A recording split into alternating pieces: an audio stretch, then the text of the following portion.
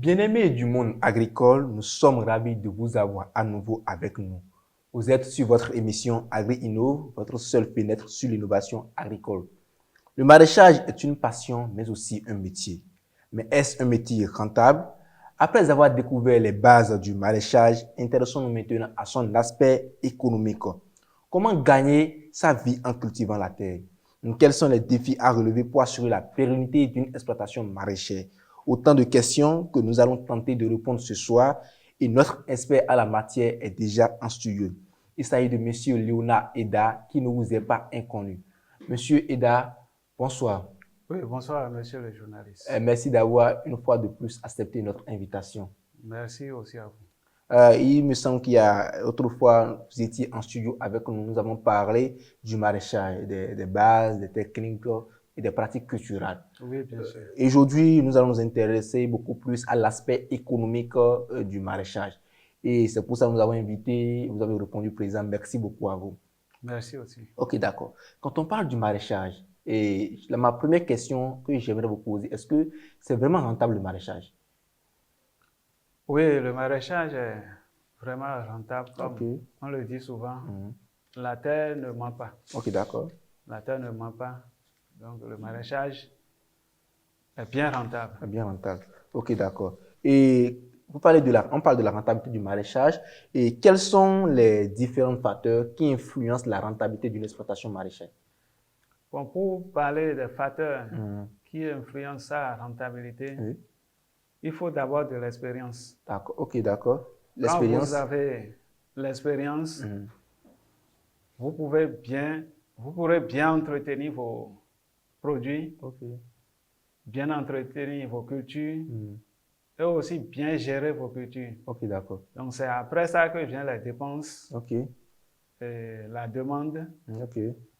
la productivité Ok. et la concurrence. Ok. Donc, avec ces facteurs, votre exploitation pourrait aller. Ok, donc si je vous résume, il y a 5 facteurs qui influencent la rentabilité d'une entreprise, d'une exploitation maraîchère. Oui. Il y a d'abord l'expérience que vous avez dans le domaine, Oui. il y a les dépenses qui sont liées au coût de production, Oui. il y a la demande sur le marché, Oui. il y a la productivité, votre capacité de production, Oui. et il y a la concurrence. Oui. Ok, d'accord. Et quel facteur est plus important que l'autre, ou bien tous ces facteurs sont importants? Tous les facteurs sont importants. Ok, d'accord. Et pour parler du maraîchage, la rentabilité, comment ça évolue ces dernières années? Vous êtes dans le maraîchage depuis un moment. Et quelle a été l'évolution de la rentabilité du maraîchage ces dernières années? Bon, ces dernières années, c'est toujours la même rentabilité, mais ça s'est diminué il y a 2-3 ans parce que les coûts de production ont augmenté. Ok, d'accord. Le prix de nos produits ont augmenté. Ok, Donc, le prix des engrais ont augmenté. ok, d'accord. Donc, ces dernières années, la rentabilité a été la même, mais il y a à 3 ans passés, et ça a chuté à cause, Ça a chuté à cause du coût des productions. du coût de production, Oui. la fluctuation des matières premières sur le marché. Oui. Et aujourd'hui, il y a l'introduction de la mécanisation dans l'agriculture et aussi dans le maraîchage. Et cette introduction de la mécanisation n'influence-t-il pas votre rentabilité pour vous permettre à ce que vous fassiez beaucoup plus de chiffres? Bon, la mécanisation aide à aller à grande échelle. Ok, d'accord. Donc, aujourd'hui, on peut dire que avec la mécanisation, ça évolue. Ok. Ça évolue. Donc, celui qui n'a pas la mécanisation, il sera sujet à subir les inconvénients liés aux fluctuations des prix de matières premières sur le marché. Bon, pour les prix des matières premières, il n'y a pas de...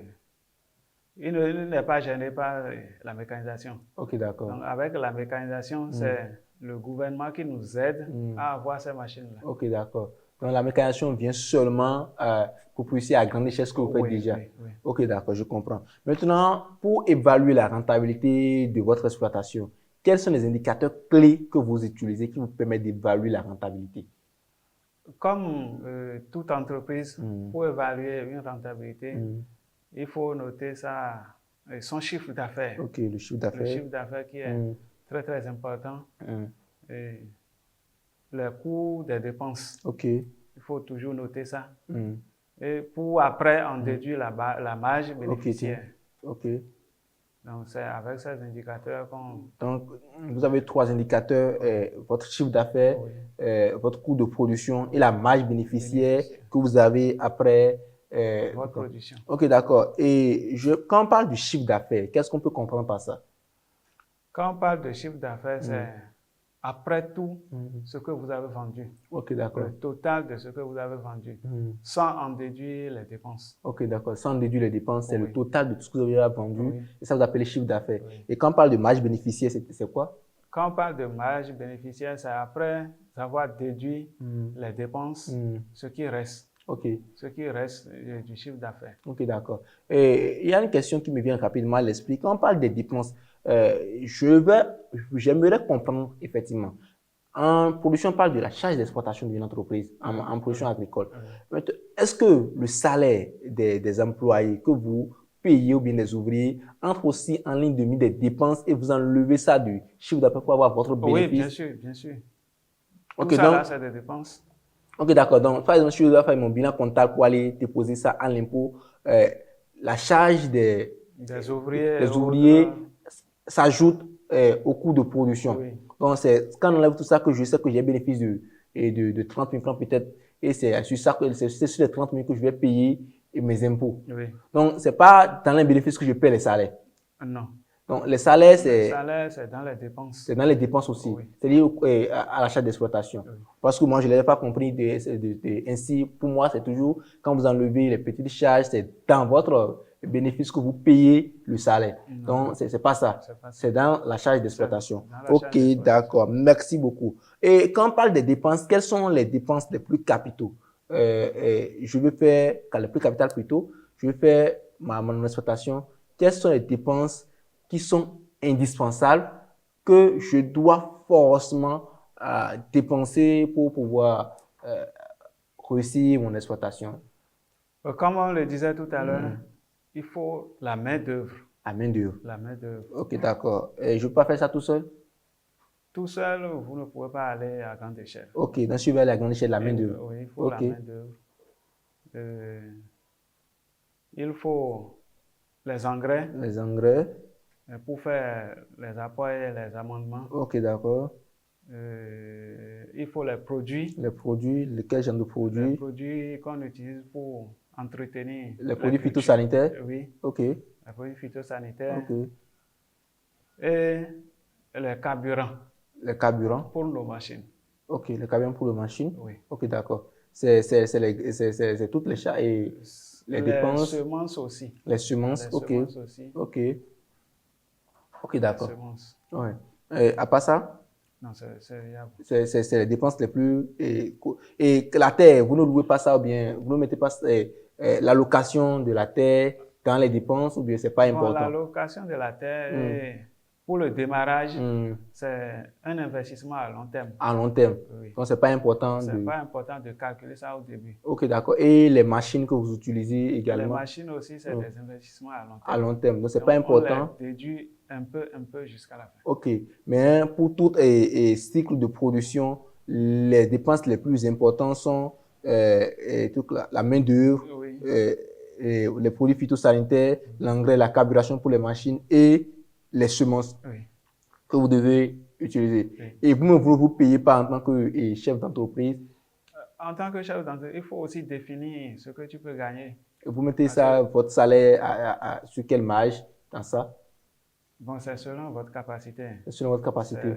À l'échelle où vous êtes pour votre entreprise. Ok, d'accord. Donc, vous ne bouffez pas tous les sous?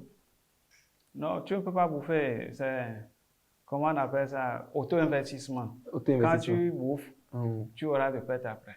Mais comme vous l'avez dit tout à l'heure, j'ai mon exploitation. Je sais que quand j'enlève les charges d'exploitation et du chiffre d'affaires, il me reste une marge bénéficiaire. Je ne peux pas, en tant que chef d'entreprise, j'ai déjà payé les salaires et tout. Je prends la marge bénéficiaire, c'est mon gain, je mange, et tout simplement, je continue ma vie. Donc, comme tout homme, il faut toujours économiser quelque chose quelque part. Il faut toujours économiser quelque chose quelque part. Donc, vous ne pouvez pas manger tous les revenus liés à l'exploitation. C'est pas normal de faire ça.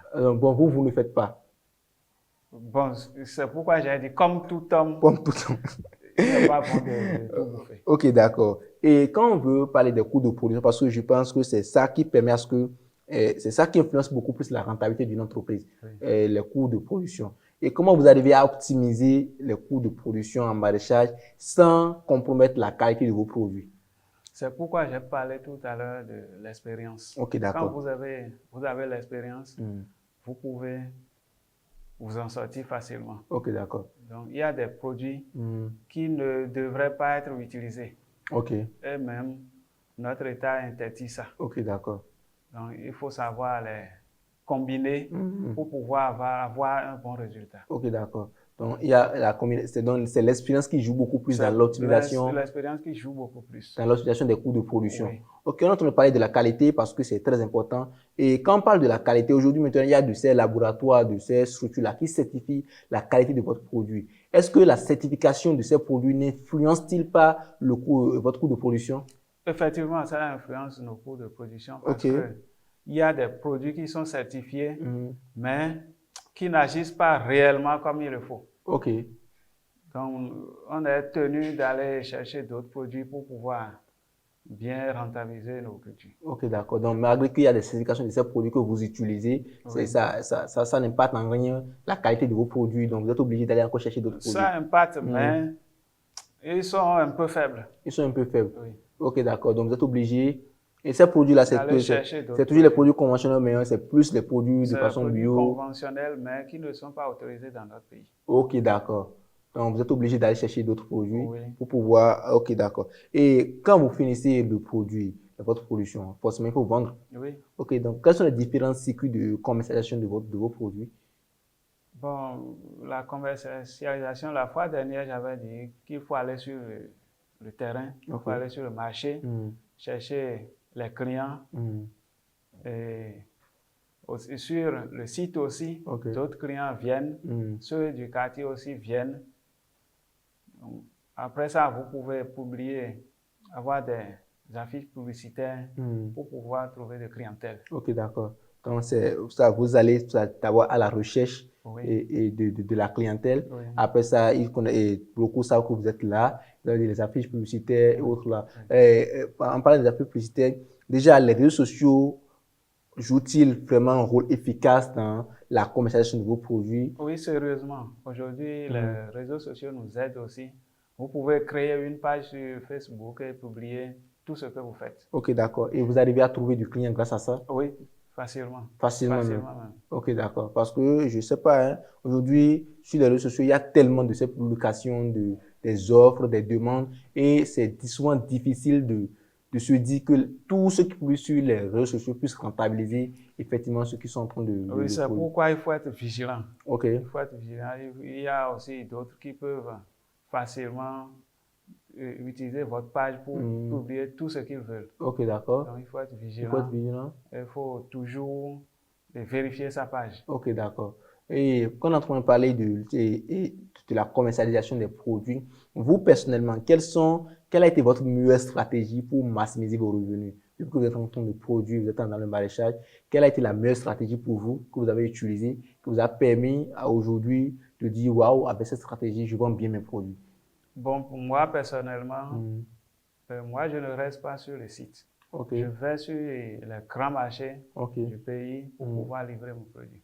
Avec ça m'avantage beaucoup. Parce que quand vous restez dans votre zone et que la zone n'est pas un peu développée, c'est difficile de bien vendre ce que vous produisez. Ok, d'accord. Donc, vous, personnellement, vous prenez vos produits que vous allez vous-même donc, je vais chez la clientèle, je leur expose mes produits.